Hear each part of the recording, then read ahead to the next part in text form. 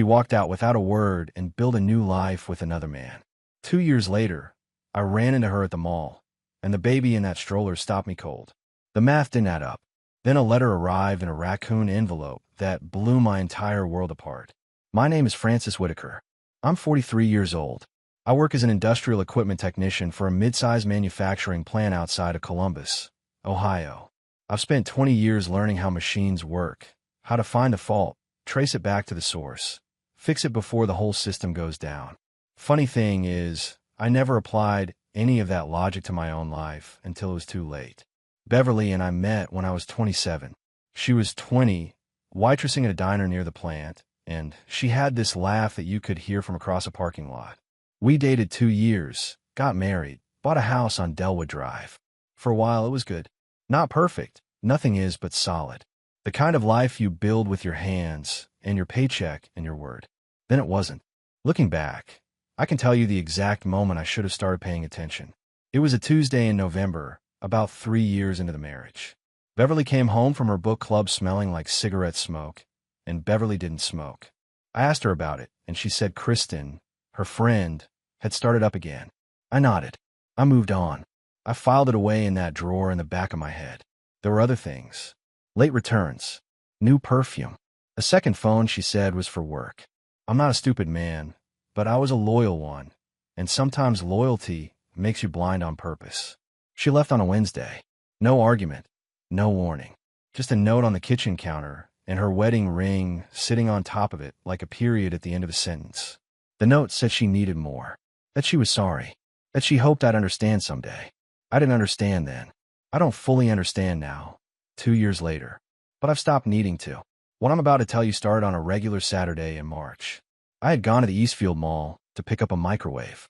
Mine had died that morning, and I was in the mood for another evening of cold leftovers.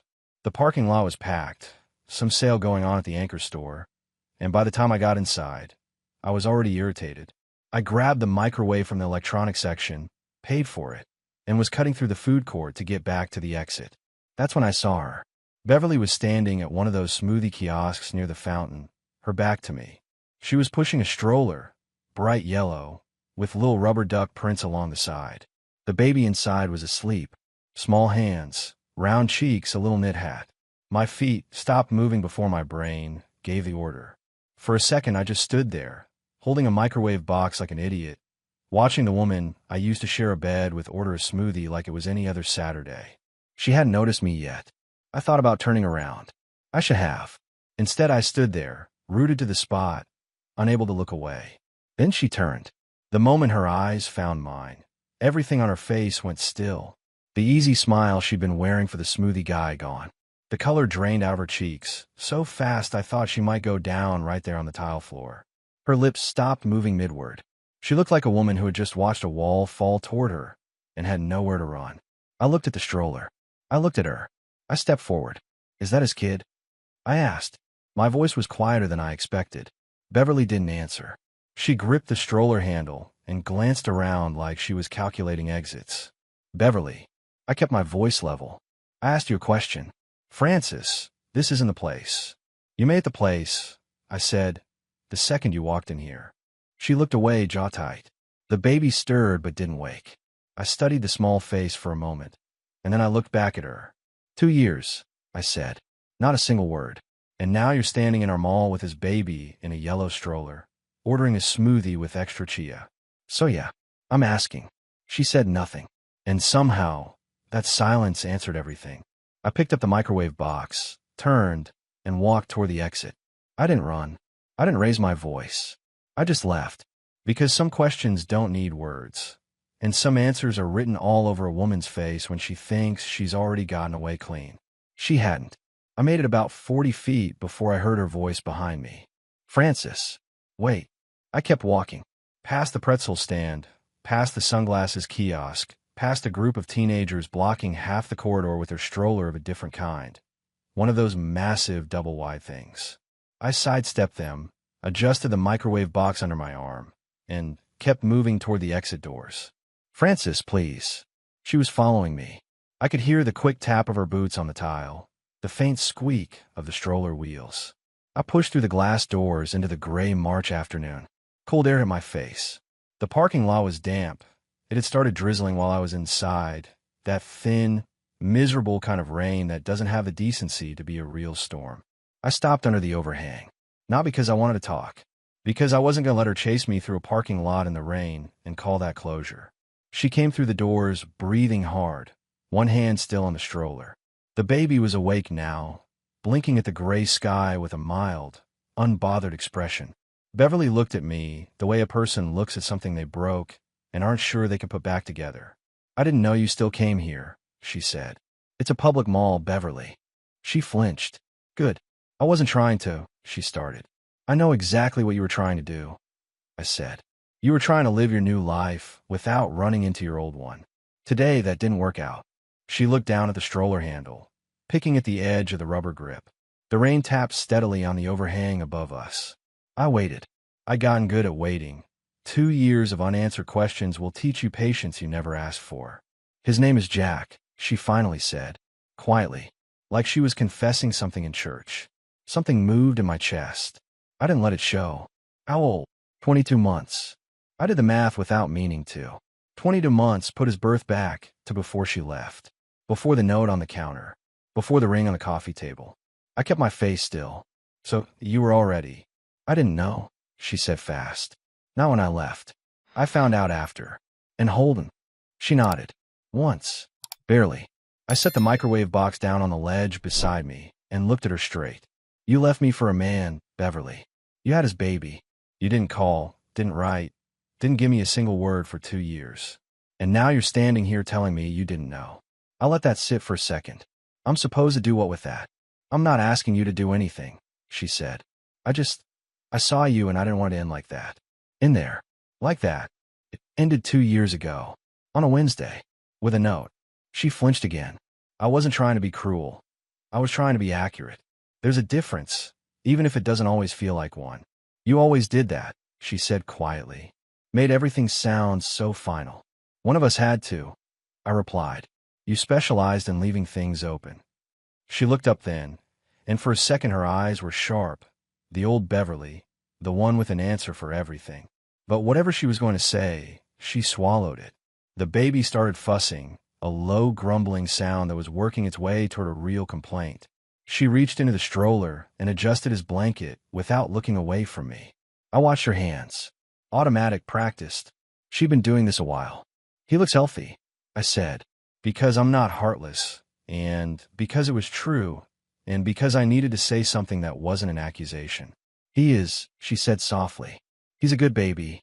I nodded, picked up the microwave box. The rain had picked up a little, spattering off the concrete in front of us, running in thin lines down the overhang's edge. "I'm glad he's healthy," I said. "I mean that. But Beverly, we're done talking for today. You want to say something real, you know how to reach me. You've always known." I stepped out from under the overhang into the drizzle. She didn't follow this time. I could feel her watching me cross the parking lot. I didn't look back. Not once. But sitting in my truck with a microwave in the passenger seat and the rain streaking down the windshield, I sat there for 5 full minutes without starting the engine. Because something she'd said was doing math in my head that I hadn't asked for. 22 months. And she'd left 25 months ago. 3 months. The gap was 3 months. I stared at the rain and tried very hard not to think about what that meant. I failed completely. I didn't sleep that night. I lay on top of the covers in the dark, fully dressed, staring at the ceiling fan that wobbled slightly on every third rotation. I meant to fix that for 2 years. Hadn't gotten around to it. There's a metaphor in there somewhere, but I was too tired to chase it. 22 months. 25 since she left. 3 months in between. I ran the numbers so many times they stopped meaning anything. Then they'd reassemble and mean everything all over again. Around 3 a.m. I got up, made coffee I didn't drink, and sat at the kitchen table until the sky outside the window went from black to gray. Arthur called me Sunday morning. Arthur Fuller, my oldest friend, 46 years old, divorced father of 2, the kind of man who tells you what you need to hear and not what you want to. We'd known each other since the plant. He could hear something off in my voice before I'd finished saying hello. "You sound like a man who found something he wasn't looking for," he said. I told him about them all.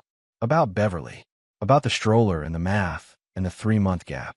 He was quiet for a moment, The particular quiet of a man who's been through his own version of this and knows exactly where the floor drops out. You need to know for certain, he said finally. Everything else comes after that. He was right. He usually was. The letter arrived on Tuesday. No return address. Shoved inside a torn greeting card sleeve. Cartoon raccoons on the front, the kind you find in a dollar store clearance bin. My name was written on the envelope in her handwriting, that slanted print she'd always used. I stood at the mailbox for a full minute before I opened it. The letter was 3 pages, handwritten on notebook paper. She'd pressed hard with the pen in some places, light in others, like her certainty kept shifting as she wrote. The first line stopped me cold. I need to tell you something I should have said before I walked out that door. She wrote that when she left, she was already 3 months pregnant. She wrote that she hadn't been sure whose it was. She wrote that Holden had pushed for the baby, had wanted the idea of a family, and that when she told him there was a possibility, he'd said they'd raise Jack as his and never speak of it again. She'd agreed. She'd convinced herself it was his because it was easier than the alternative. She wrote, "But I've looked at that boy every single day for 22 months, and I can't keep pretending I don't see what I see." I had to put the letter down. I walked to the kitchen sink, ran cold water over my wrist the way my mother taught me when I was a kid and couldn't calm down. Then I went back and finished it. The rest was a tangle of guilt and justification. She hadn't wanted to hurt me. She'd been scared. Holden had started drinking more lately. Things weren't what she'd imagined. She closed with, "I'm not asking you for anything. I just thought you deserved to know. I'm sorry it took me this long." I folded the letter carefully, put it back in the raccoon envelope, set it on the table like it might detonate. Then I called Arthur back. "Get a lawyer," was the first thing he said. "Before you do anything else. Before you call her. Before you confront him. Before you even buy a test. Get a lawyer and know where you stand." "I just want to know if he's mine," I said. "I know," Arthur said, "but knowing isn't enough. You need to be protected when you act on it." He was right again. I found Patricia Holt through a referral. Family law attorney, 52 years old, sharp enough to cut glass, and not interested in hand-holding. She had me in her office by Thursday. I laid everything out, the timeline, the letter, the math. She listened without interrupting, which I appreciated. When I finished, she folded her hands on the desk. "Here's where you stand," she said. "If that child is biologically yours, you have rights. But biological paternity alone doesn't hand you anything automatically. The courts look at intent, consistency, and stability, which means from this moment forward, every move you make is part of your record." She looked at me steadily. "Are you prepared for this to take time?" "I've had 2 years of practice waiting," I said. She almost smiled. "Then let's start." I sent Beverly one text that evening. No preamble, no emotion. "We need to meet. In person. Just the 2 of us. No Holden." The response took 4 hours. 3 words. When and where. We met at Riverside Park. Neutral ground, public enough that neither of us could make a scene without an audience, private enough to actually talk. I got there early and sat on a bench near the walking path. November oak leaves were plastered to the concrete from the last rain. A dog walker passed. A jogger. The ordinary world going about its business. Beverly arrived 7 minutes late. She was wearing her old Navy jacket, the one with the brass buttons, and no makeup. She looked tired in a real way, not a performed way. She sat on the far end of the bench and set her bag between us like a boundary marker. "I wasn't sure you'd come," she said. "I almost didn't," I replied. Then I remembered I'd been straight with you our entire marriage, and I wasn't about to stop now. She nodded, looking at the path. "I want a DNA test," I said. "No buildup, no softening.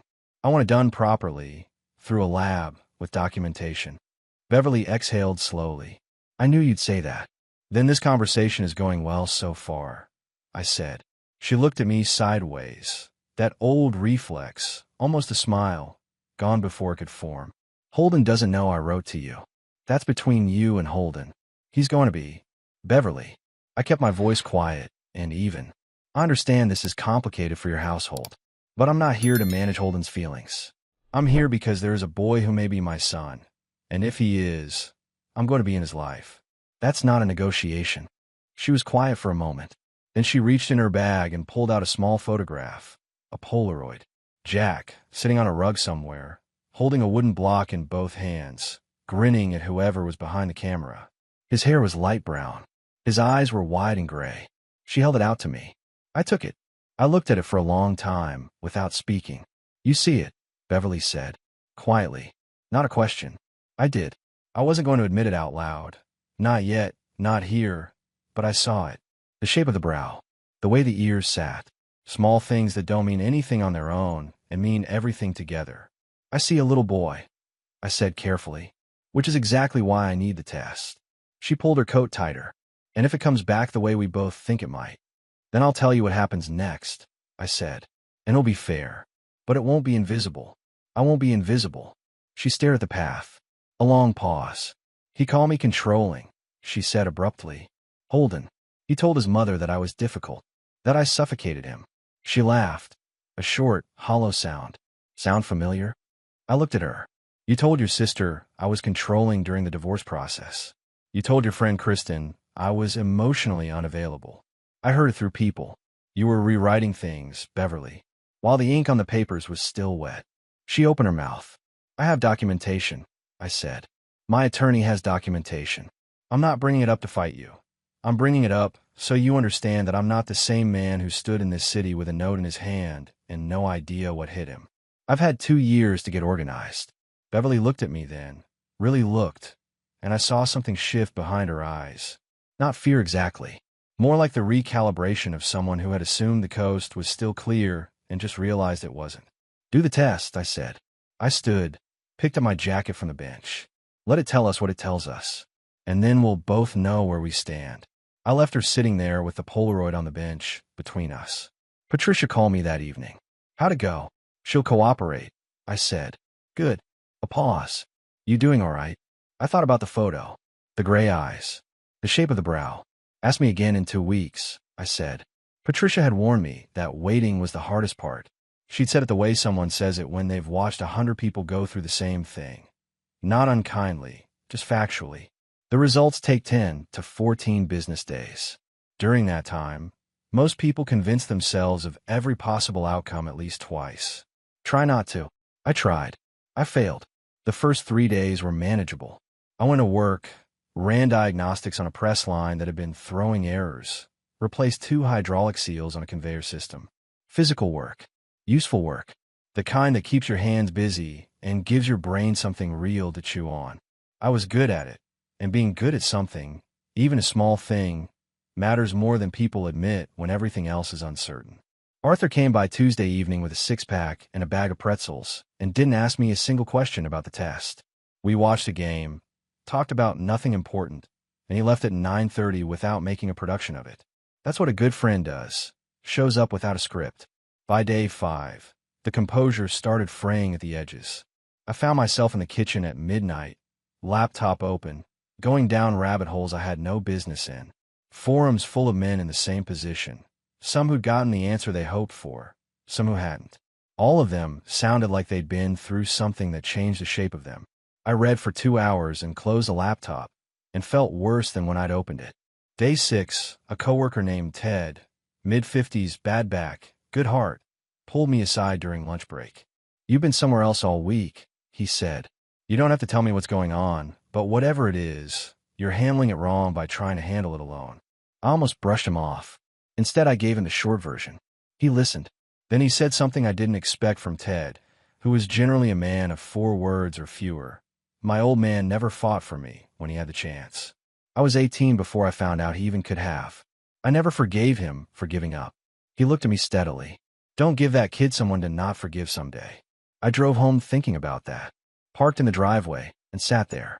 Day 7, I Googled apartments in Denver. Got as far as filtering by price before I shut the browser. Running wasn't the answer. I knew that. But knowing something and feeling it are 2 different countries. Day 9, Beverly texted. Not about the test. She didn't mention it. She texted to say that Jack had a low fever and she wanted me to know just in case. I sat with that for a long time.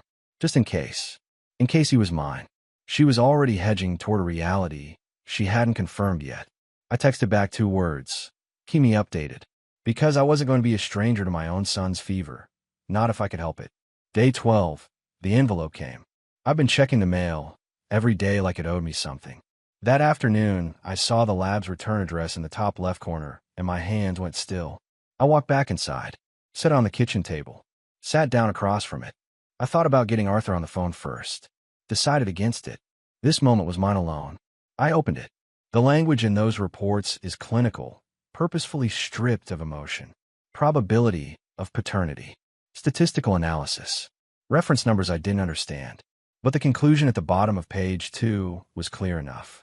Probability of paternity. 99.97%. I put the paper down flat on the table. Smoothed the fold with my palm. Looked at it. Jack was my son. I didn't cry. I thought I might, but I didn't. What I felt was harder to name than that. Something between grief and gravity. Like the ground had shifted 2 inches, and I was recalibrating my balance. My son had been alive for 22 months. He'd had a fever last week. He had gray eyes and a light brown cowlick at the back of his head. And I had been nowhere. Not because I chose to be nowhere. Because nobody told me I had somewhere to be. I picked up my phone and called Beverly. No answer. Called again. Nothing. I drove to the address I still had on file. The one Arthur had quietly confirmed was current, 3 months back, just in case. The house was a tan rental on a quiet street. Holden Sloan's truck was in the driveway. I knocked. Holden opened the door. He looked older than the last time I'd seen him. Heavier in the face, softer somehow, like something in him had been slowly deflating. He wasn't surprised to see me. That was the first thing I noticed. He leaned against the door frame and crossed his arms and waited. "Beverly's not here," he said. "Then you and I are going to talk," I replied. He studied me for a moment. Then he stepped aside. We stood in the kitchen. He didn't offer me a seat. I didn't ask for one. The house smelled like takeout and something vaguely damp. A load of laundry left in the machine too long. Maybe. A baby's plastic cup sat on the counter. A small pair of shoes by the back door. "I know why you're here," Holden said. He poured himself a glass of water and didn't offer me one. "Beverly told me she sent the letter." "When?" "3 days after she sent it." He set the glass down. She felt guilty. She always feels guilty after she does something she should have done sooner. I looked at him. "You knew. Before the letter. Before the test. You knew." He didn't deny it. He looked at the window above the sink, jaw working. "She told me before he was born. Said she wasn't 100% sure. I told her we'd raise him as mine and move forward. And you decided for both of you that I didn't need to know." "She decided," he said. I agreed. "That's not a meaningful difference," I said. "You had information about my son, and you sat on it for 22 months. He turned to face me then, and I expected anger, something hot and defensive. What I got instead was something duller. "You want me to say I'm sorry? I want you to understand what you did," I said. "You didn't just lie to me. You made a decision for a child who had no vote in it." Holden leaned back against the counter. He looked tired in a way that had nothing to do with sleep. "You think this has been easy?" "I think that's not my problem," I said. He was quiet for a moment. Then he said something that landed harder than I expected. "I changed his diapers at 3 in the morning. I sang to him when he couldn't sleep. I drove to the emergency room at midnight when he had a reaction to something he ate. You want to walk in here with a piece of paper and tell me that doesn't count?" I let him finish. Then I said, "It counts. I'm not taking that from you. But you made yourself his father by keeping me from being one. Those aren't the same thing." Something in his face shifted. Not quite acknowledgement. More like the beginning of it. "Beverly's different now," he said. "Since he was born. I thought it would bring us together. It didn't." He picked up the water glass and set it down without drinking. "She's been talking to someone else. I don't know who. I've seen the messages, but not the name." That landed. Not because I was surprised. I'd suspected as much from things Arthur had picked up, but because of the specific, hollow way Holden said it. Like a man who had traded one lie for another and was only now doing the accounting. "Then you understand," I said quietly, "what it feels like to be the last one to know something that everyone else already accepted." He looked at the floor. Said nothing. "I'm not here to destroy what Jack has with you," I said. "He knows your face. He knows your voice. I understand that. But I have a DNA result, an attorney, and every intention of being in my son's life in a real and legal way. The question is whether we do this cooperatively or through a court that will make the decisions for all of us." Holden said nothing for a long moment. Then, "What do you want?" "Access," I said. "Regular, documented, consistent access. Arranged through my attorney in Beverly. No interference, no games. I want to be part of his life. Not to take him from anyone, but because he's mine and he deserves to know that. He looked at me for a long time. His shoulders dropped slightly. Not surrender. More like a man putting down something heavy he'd been carrying in the wrong direction. Talk to Beverly, he said finally. I intend to, I said. But I wanted you to hear it from me first. Man to man. I walked back through the hallway, past the small shoes by the door, and let myself out. On the drive home, I called Patricia. I spoke with him, I said. How'd it go? He's not going to fight it, I said. At least not today. Good, she said. Because I filed the initial paternity acknowledgement this morning. The clock is officially running. I merged onto the highway. The city spread out in the last light of the evening. Jack was 22 months old. I'd already missed too much. I wasn't going to miss another day if I could help it. Patricia moved fast once I gave her the green light. Within 48 hours of my visit to Holden's house, she had filed a formal petition for paternity acknowledgement and parental rights establishment in Franklin County Family Court. She called me the morning after to walk me through what came next. Beverly will be served within the week, she said. At that point, she has 30 days to respond. Based on your conversation with Holden, I don't anticipate a contested paternity claim. The DNA result makes that a losing position for her.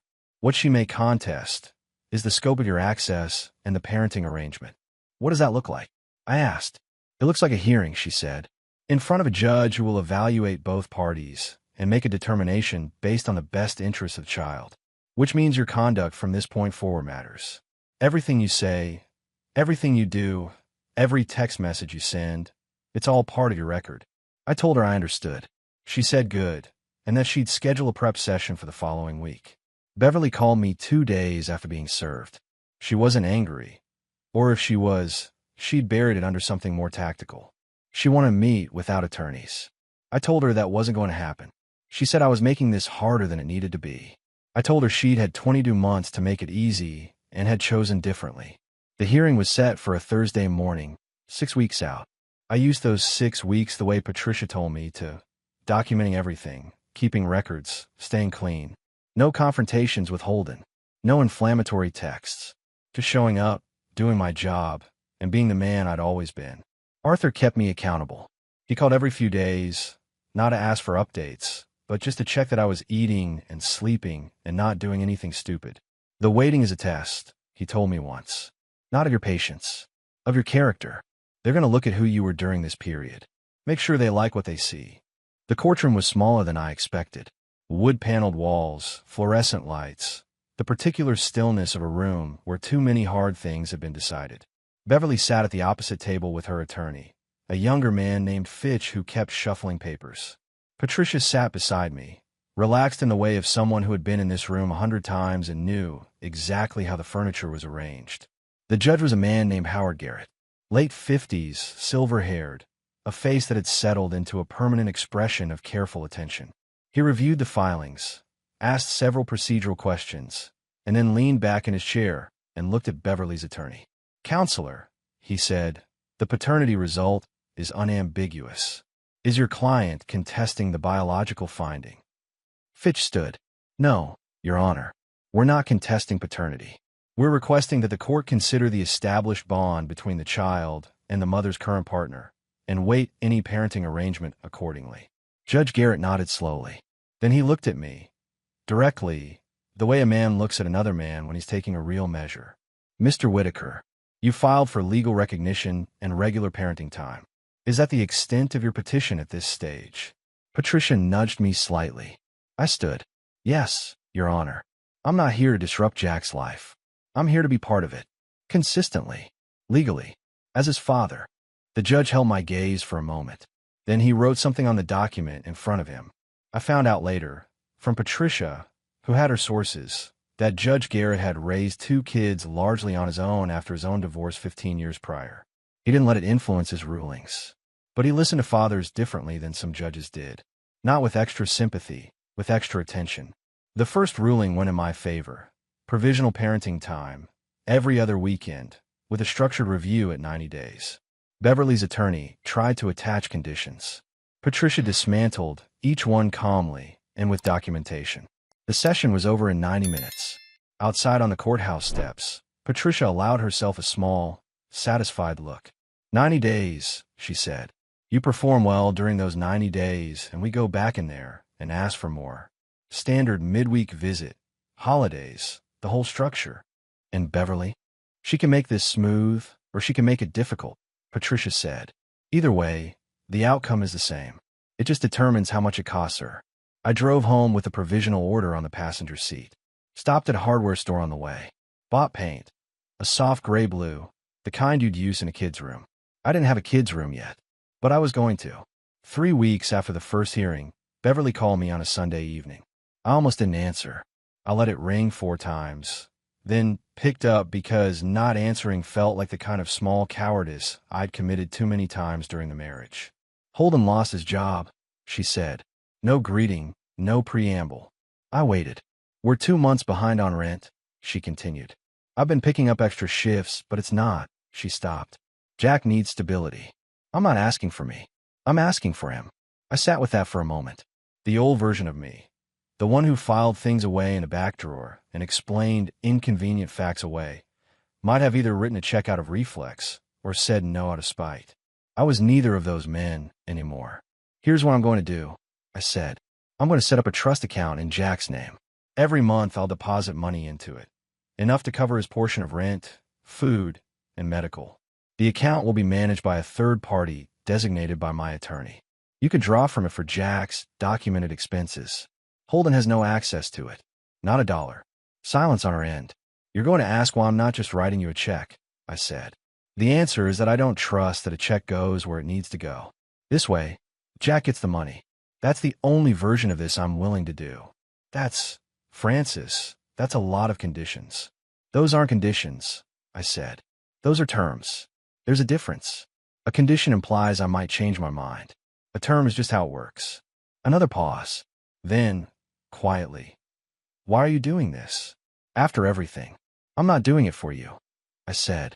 I'm doing it because that boy has my blood in my name, and he deserves stability regardless of the decisions the adults in his life have made. Don't mistake it for forgiveness. She didn't respond to that. After a moment, she said she'd have her attorney look at the arrangement. That's the right call, I said. Have them call Patricia. I hung up and called Arthur. He answered on the 3rd ring, and when I explained what had just happened, there was a pause and then a short, dry laugh. You just turned her ask into a legal instrument, he said. That's cold, brother. It's not cold, I said. It's clean. Jack eats and has a roof. Holden doesn't get to drink my money. Beverly learns that I'm not a soft touch anymore. Everybody understands the new order of things. Arthur was quiet for a second. How are you actually doing with all of this? Ask me when I've had Jack for a full weekend, I said. He seemed to understand that was the only honest answer I had. Patricia set up the trust within 10 days. The arrangement was airtight, documented expenses only, receipts required, quarterly reports. Beverly's attorney reviewed it, came back with 2 minor modifications. Patricia accepted one and declined the other, and it was signed by the end of the week. The first weekend, I had Jack fell on a Saturday in early May. Beverly dropped him off at my place at 9 in the morning. She stood on the front porch with him on her hip, 23 months old now, wearing a small denim jacket and holding a stuffed rabbit, and she looked at the house like she was memorizing something. I stood in the doorway. He likes the rabbit, she said. Don't let it out of his sight, or he'll let you know about it. Noted, I said. She passed him to me. His weight was real and warm and completely disorienting.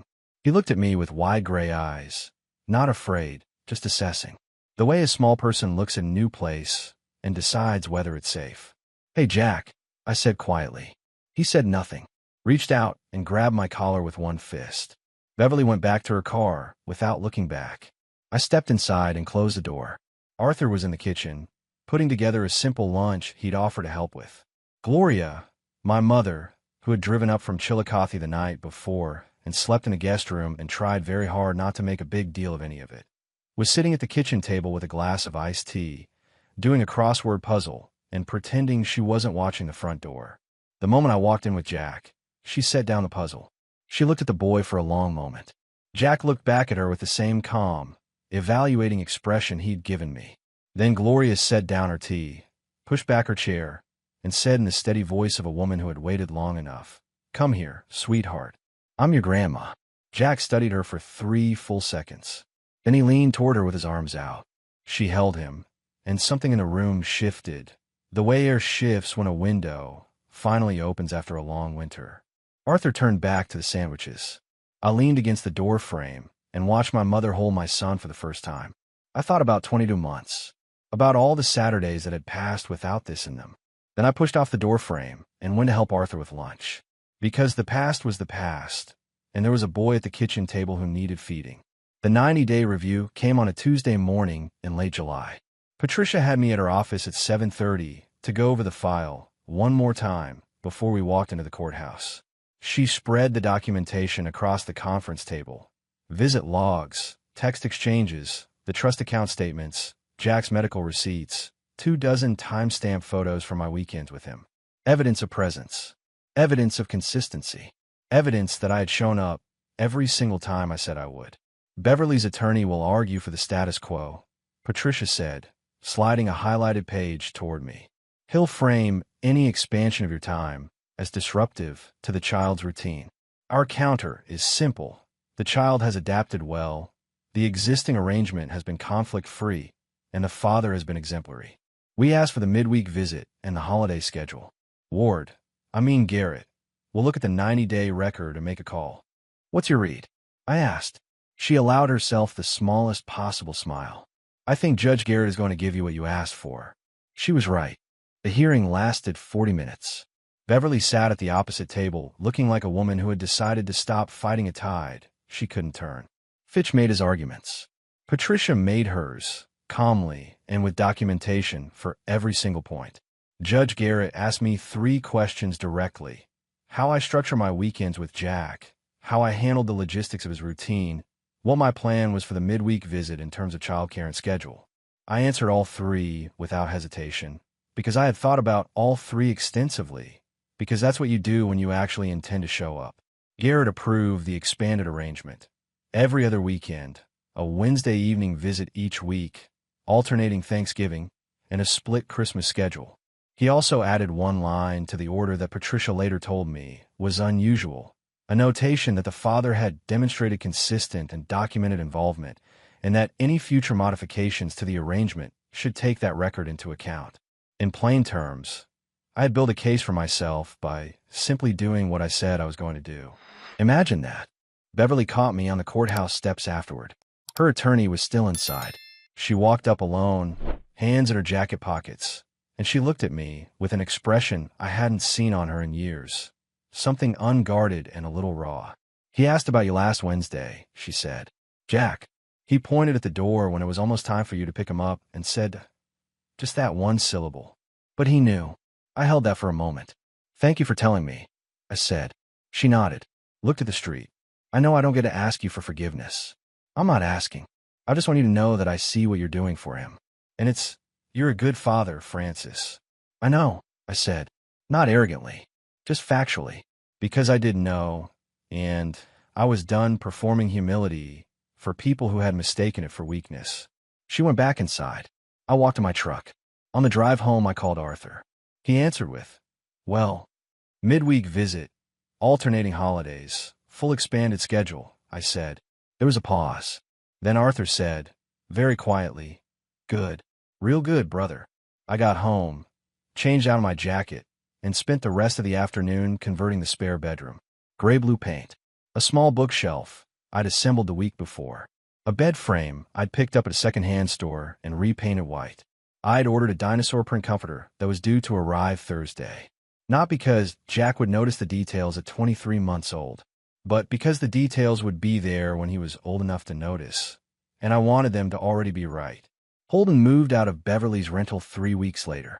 Arthur told me, not because he was keeping tabs on the situation, but because the town was the size it was and information moved through it whether you wanted it to or not. Beverly was managing alone. She'd picked up a better shift schedule at the medical office where she worked. She wasn't asking me for anything beyond what the trust account already provided. I respected the distance. It was cleaner that way. What I did not respect, and what Patricia documented immediately, was the attempt Holden made in late August to file for what he called established parental rights based on his 22 months with Jack. It was a long shot legally, and Patricia told me so, but it wasn't nothing. A man who had knowingly withheld paternity information trying to claim parental standing through sheer elapsed time. It was the kind of move that told you everything about a person's relationship with accountability. Judge Garrett dismissed it in preliminary review. He didn't even set a hearing date. Patricia called me with the news on a Friday afternoon while I was elbow deep in a hydraulic actuator at the plant. I asked her to repeat it once, just to be sure. Then I thanked her, hung up, and went back to the actuator. Some things deserve more ceremony than that. That particular thing didn't. Jack's second birthday fell on a Saturday in October, which meant it was my weekend. Beverly and I had agreed, carefully, through our attorneys and then in a brief civil phone call, that I would host a small gathering at my place.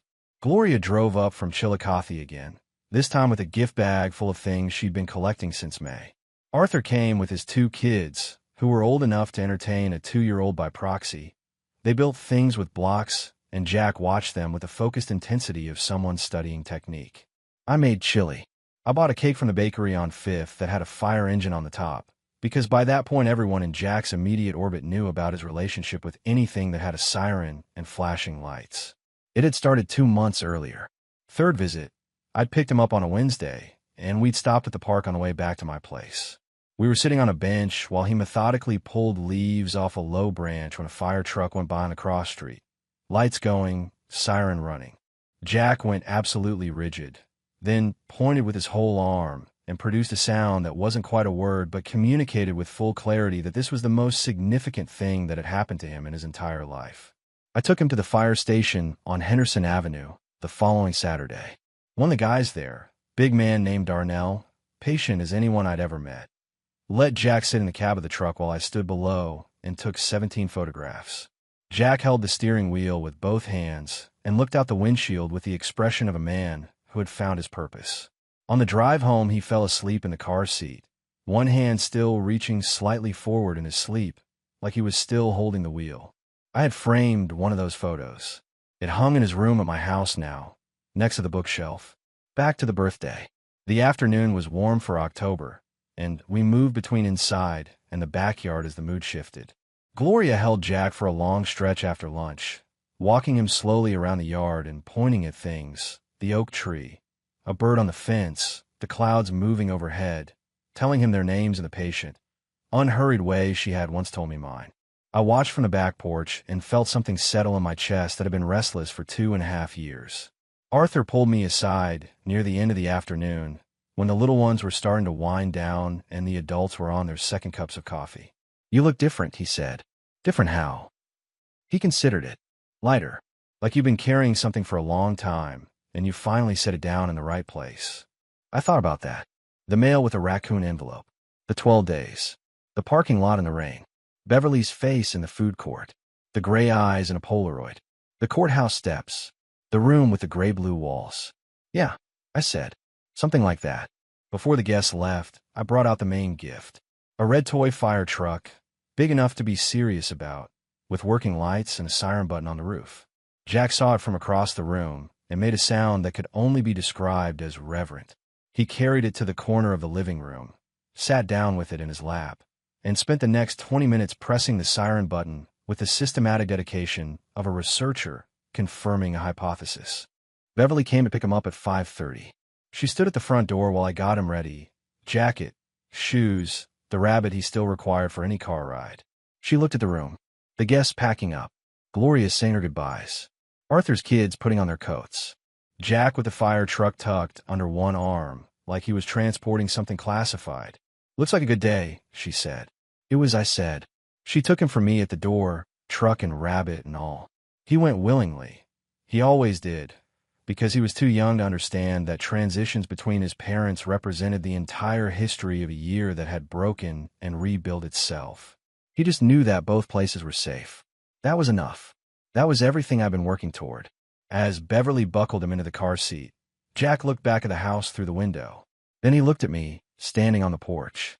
"Duh," he said, with the certainty of someone stating an established fact. Beverly glanced up at me over the roof of the car. Her expression was complicated in the way that complicated things often are, layered, a little sad, something underneath that might have been peace. She got in the car, drove away. I stood on the porch until the taillights turned the corner. Then I went inside, where Arthur was washing coffee cups at the sink and Gloria was refolding her gift bag tissue paper like it was worth keeping. "Good birthday," Arthur said, without turning around. "Yeah," I said. I leaned against the door frame and listened to the house settle around me. The ordinary sounds of people winding down a good afternoon. 2 months ago, I hadn't known what a fire truck could mean to a 2-year-old. Now I knew this particular 2-year-old's specific sound of joy, his preferred sleeping position, that he liked blueberries, but only if they were cold, that he would hand you something he loved if he decided you were worth trusting. He'd handed me a fire truck once, just for a moment, during a visit in September. Held it out with both hands and waited to see what I'd do with it. I'd held it carefully and given it back. That's the whole job, really. Hold it carefully. Give it back. Show up next time. I was going to keep showing up.